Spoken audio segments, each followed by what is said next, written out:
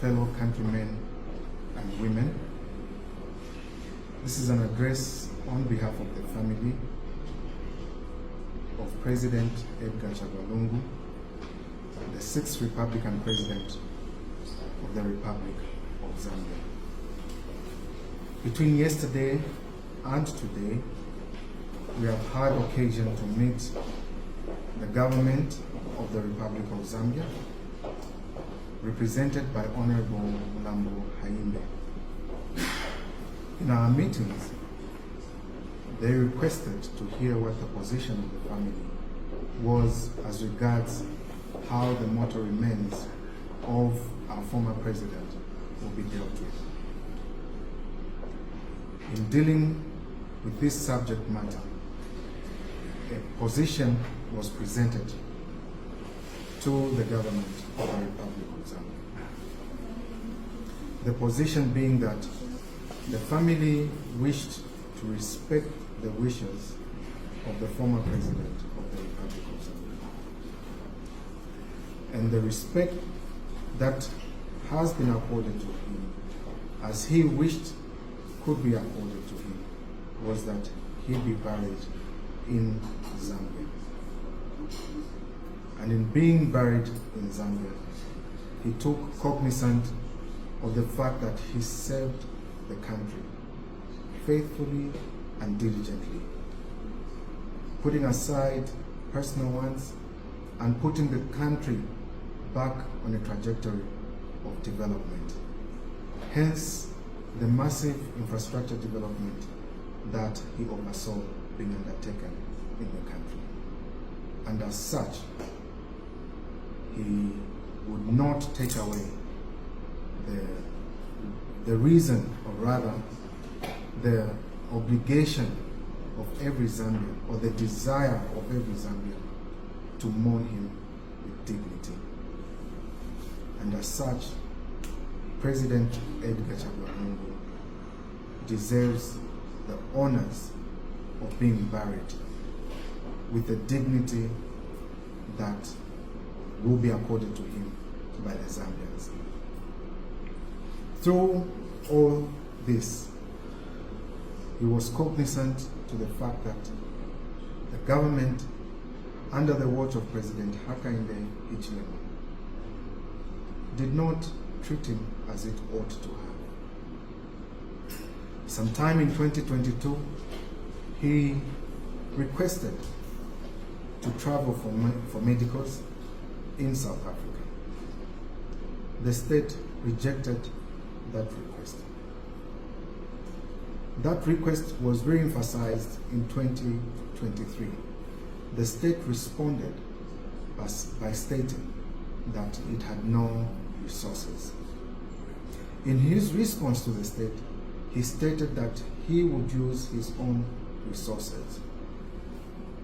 The state responded in a letter dated the 7th of September 2023, stating that his request was denied.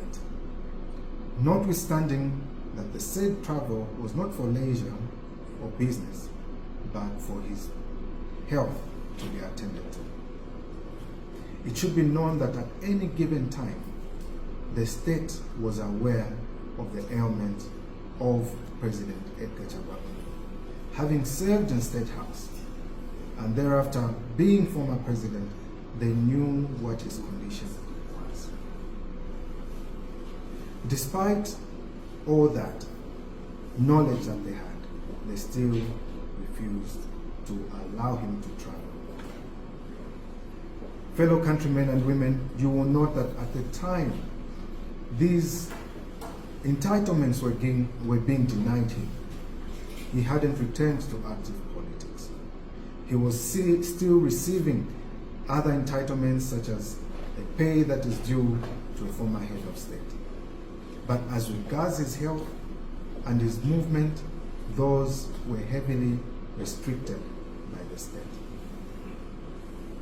In 2025, when the ailment exceeded and doctors traveled into Zambia, checked on him and advised that he should come to South Africa, that time, he had seized, or government had withdrawn all his privileges, and he traveled as an ordinary citizen. And he only booked a last-minute ticket was at the airport for purposes of not allowing the state to have enough time to connive and stop him.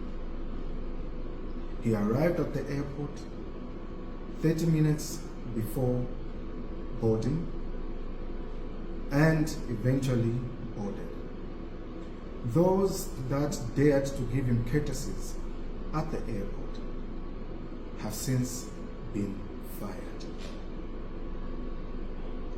In our meeting with the state today, we made it open and clear that the family is not averse to certain privileges, though having been taken away from him, to be accorded to him as he earns them.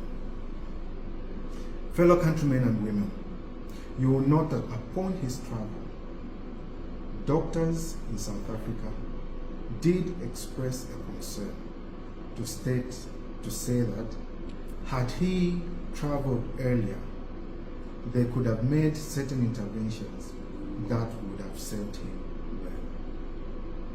And this would not be the discussion today. However, they proceeded to take measures that were necessary to sustain him and to remedy that of the desires of President Edgar Chagwa Lungu himself and the family. As the family mourns, they call for unity, they call for sobriety, they call for introspection, that this should not be a cause for division, but should be a cause for unity.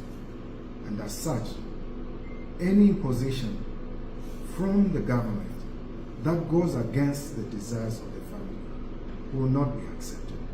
However, we remain amenable to a win-win situation that accommodates all the views of the stakeholders involved. I thank you.